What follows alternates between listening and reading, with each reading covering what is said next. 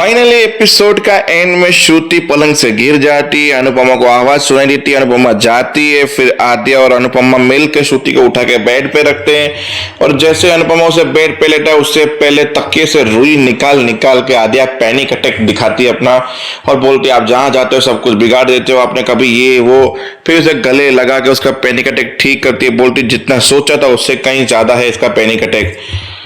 तो ये था एपिसोड का एंड। और आज लिटरल एक सीन ऐसा था जिसमें मुझे लगा कि ये कुछ ज्यादा हो रहा है।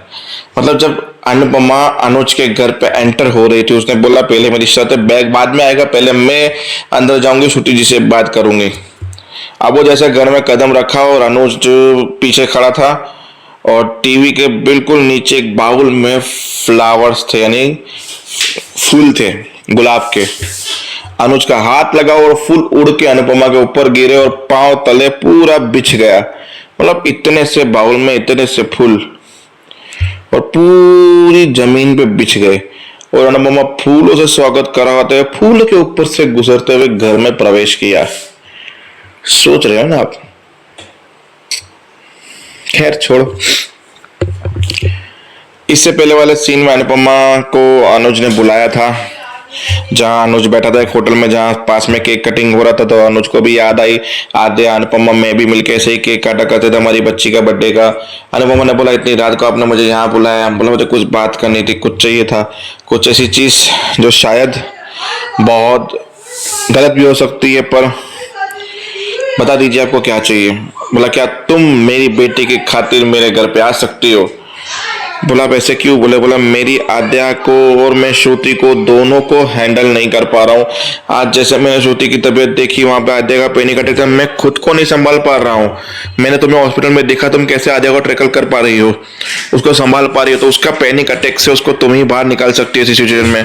मैं नहीं निकाल पाई, मैं बाप होके मैं मेरी बेटी का ध्यान नहीं रख पा रहा हूँ। तो क्या मैं कोई फोर्स नहीं करूंगा, अगर तुम मना करोगे तो मैं तुमसे कुछ भी नहीं पूछूंगा, और हाँ हो तो तुम खुद ही आ जाना। तो बस यही बात थी। फिर अनुपमा गई बाहर, सोचती रही। फिर अनुपमा के दो वर्जन हो रहा है। एक अनुपमा भोली वर्जन जिसमें बोल रही कि मेरी बेटी आद्या, उसको सब कुछ ठीक करना है, उसके लिए ये करना है, उसके लिए वो करना है, तो ये सब कुछ करना जरूरी है। फिर एक अनुपमा का दूसरा वचन, क्यों करेगी तुम? अरे तेरी बेटी तुझसे प्यार नहीं करती है, तुझ धिक्कारती है श्रुति। भले ही तुम्हें हाँ बोल देगी घर में आने के लिए आद्या की वजह से, पर मन ही मन तुमसे जलती रहेगी। अरे अनुज का पड़िया इतने करोड़पति इंसान है, 10 नर्से खरीद सकते हैं, अरे कितने सर्वेंट रख सकते हैं, पर उससे तू क्यों चाहिए? तुझे नौकरानी बना के रखना चाहते हैं, तुम्हें उनकी सेवा करवाना चाहते हैं, ये वो।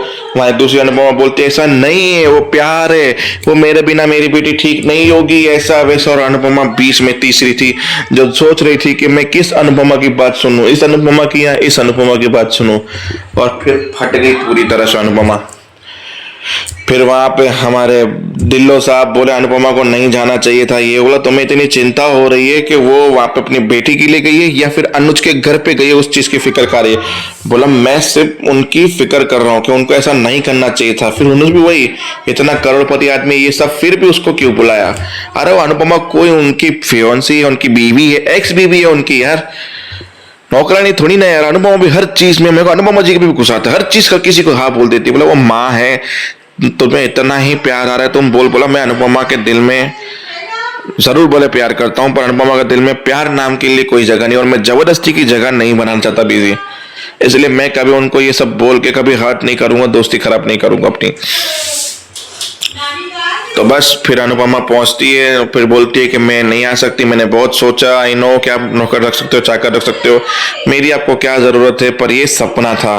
क्योंकि अनुज जब खाना बना रहा था उससे ब्रेड जल जा रही थी, दूध बाहर निकल आ रहा था, और अनुपमा मना करके चली गई, पर ये सपना था। वापस से अनुपमा आई और जो फ्लावर का स्वागत हुआ मैंने बता दिया आपको। आते हैं शाह हाउस के ऊपर जहाँ बैठे हैं, वनराज ने बोला कि टीटू बोला मैं आपका बेटा बनूंगा, इस घर में सबको जिम्मेदारी करूंगा, ये वो, आप मुझ पर ट्रस्ट करके देखिए। बोला मेरी भी कुछ शर्तें, मैं कन्यादान करने के लिए रेडी हूँ, तुम मेरे घर जमाई बन के रहोगे, तब जाके मैं कन्यादान करूंगा और राजी खुशी शादी करूंगा, और मेरी कुछ शर्तें होगी। टीटू उठा। डिम्पी ने बोला ऐसा कैसे ये घर जमाई? टीटू उठा, पैर छुए, बोला मुझे आपकी सारी शर्तें मंजूर है। बोला सिर्फ बोलने के लिए बोल रहे हो कि फिर मानोगे भी? बोला चाहे तो स्टैम्प पेपर पे लिखवा लो, टीटू ने जबान दी है तो वो चीज़ करेगा। देखो, जिंदगी जीने के लिए 3 चीज़ें चाहिए, सबसे पहले पैसा, दूसरा परिवार, तीसरा प्यार। पहली चीज़ मेरे पास है पैसा, बाकी की 2 चीज़ों की कमी है। जब मैं डिम्पी से शादी करके इस परिवार में आऊँगा, मेरे को परिवार, मेरा प्यार डिम्पी और अंश का प्यार, एक बाप का समान सब मिल जाएगा मुझे। तो बस मतलब देखो, समाज वाले तुम्हें क्या बोलेंगे, तुम घर जमाई बनोगे, क्योंकि तुम्हें घर जमाई बनना है और मैं जैसा बोलूँ वैसा वैसा करना है। बोला मंजूर है मुझे। बोला समाज वाले ताने मारेंगे, बोला समाज के लिए मैं नहीं जीता हूँ, मैं अपनी खुशी के लिए जीता हूँ। समाज क्या बोलता है मुझे उससे कोई फर्क नहीं पड़ता है। फिर भी सोच लो, ठीक है। फिर बा ने बोला मुंह मीठा कराओ हमारे घर के जमाई का, ये वो। फिर काव्या मिठाई लेने गई, मिठाई ले गई, काजू कचौरी वन्नत ने खुद ही मिठाई उठाई और खुद ही खाई और सब लोग शौक हो रहे थे। हैं? टिट्टू भी बोले अब क्यों खड़े हो, अब बिना शादी के तो घर जमाई नहीं बन सकते ना, तो जाओ, जब शादी हो जाए तब वो घर जमाई बन जाना। और काव्या समझ गई इसके दिमाग में बहुत गंदा वाला प्लानिंग चल रहा है और उसका म्यूजिक वैसा बज रहा था ना, तुम दोनों को मैं कभी एक होने ही नहीं दूंगा, मेरी ऐसी ऐसी शर्तें रखूंगा जिससे टिट्टू खुद ही भाग जाएगा डिम्पी को छोड़ के। मतलब देखते ही ये वनराज का खुरापत्ती दिमाग क्या क्या करवाता है और क्या क्या करेगा। तो बस आने वाले एपिसोड का इंतजार है मुझे भी और आपको भी, तो देखते आएगा क्या होता है।